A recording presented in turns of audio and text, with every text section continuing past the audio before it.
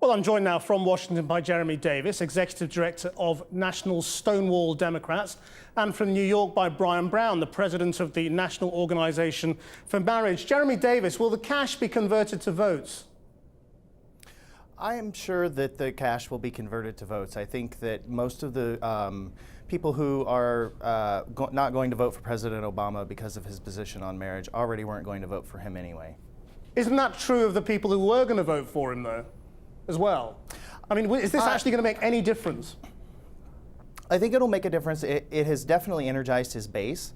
I am hearing from not only from the LGBT community, but from straight folks, friends, allies, all across the board, how this president has stood up and has proven himself to be a leader. He's standing for something that that a lot of people have been calling for, and especially the left wing of his base is very energized by this announcement. Brian Brown, you believe people will go the other way?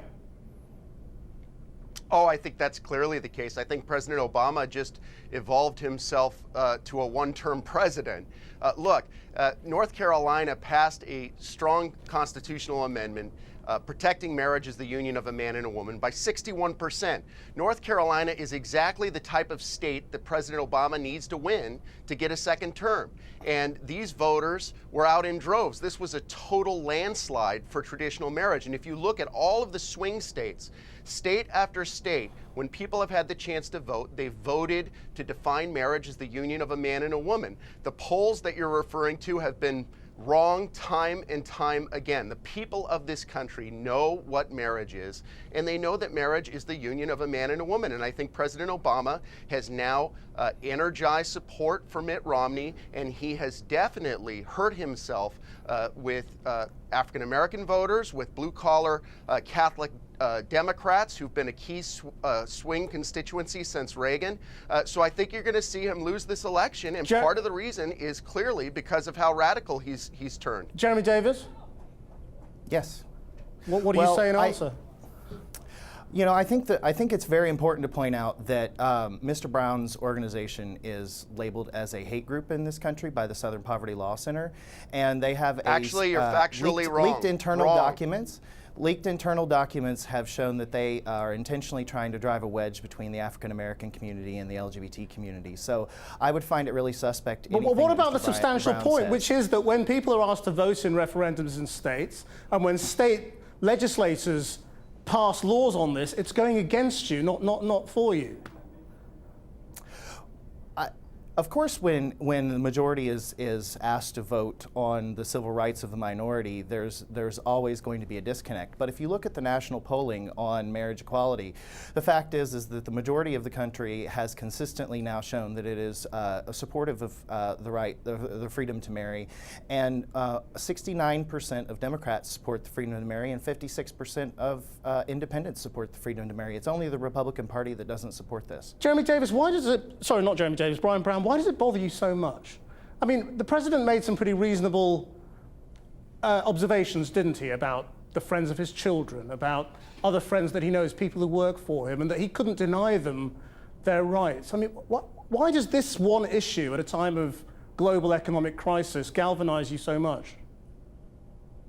Well, because this is a key issue as to who we are as a people. The people of this country know in their hearts that marriage is something unique and special, and that it takes a man and woman to make a marriage. And the sort of... Well, some do and some don't. I mean, that's just sort of an assertion, isn't it? I mean, America seems sort of split. Again, Jerame's pointing to polls. The polls that count in this country are what happened in the ballot box. And in California, marriage won by 52.5%. In Maine, 53%. In Iowa, 56%. Now, why does it offend you so much? Could you just explain that?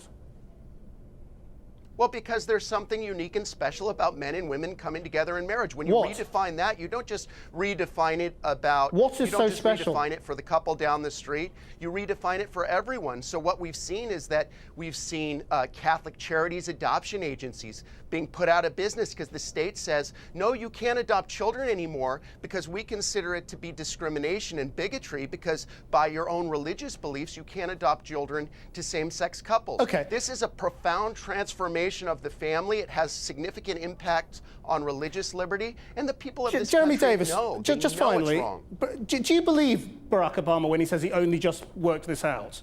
Or do you think he was just too scared to say what he really felt before? I believe the president has gone through a process to get to this point. I mean, I don't think that he just decided yesterday when he made the announcement, certainly, but I think that he definitely went through a process, as many Americans are doing right now. And honestly, many people around the world are doing in figuring out their feelings on marriage equality. We must leave it there. Jeremy Davis, Brian Brown, thank you both very much. Kathy. Thank you. Now, some breaking news from the US. American news networks are reporting that the spy who helped Western intelligence thwart an underwear bomb plot by al-Qaeda in the Arabian Peninsula was a British national of Middle Eastern origin, and that British intelligence played a crucial role in recruiting the spy. We'll bring you more on that as we get it. Take a look at some business news now. Shareholders have staged a revolt at two more of Britain's biggest companies. 67% of shareholders in the car dealers Pendragon voted against executive pay proposals at their annual meeting. And just over 45% of Trinity Mirror's shareholders opposed the newspaper group's executive pay plans. The company's chief executive, Sly Bailey, who received almost £1.8 million in cash and shares last year, has announced plans to step down at the end of the year. As expected, the Bank of England has left interest rates on hold at 0.5%, with no increase in quantitative easing for the time being. And there was some relief after a difficult week on the markets.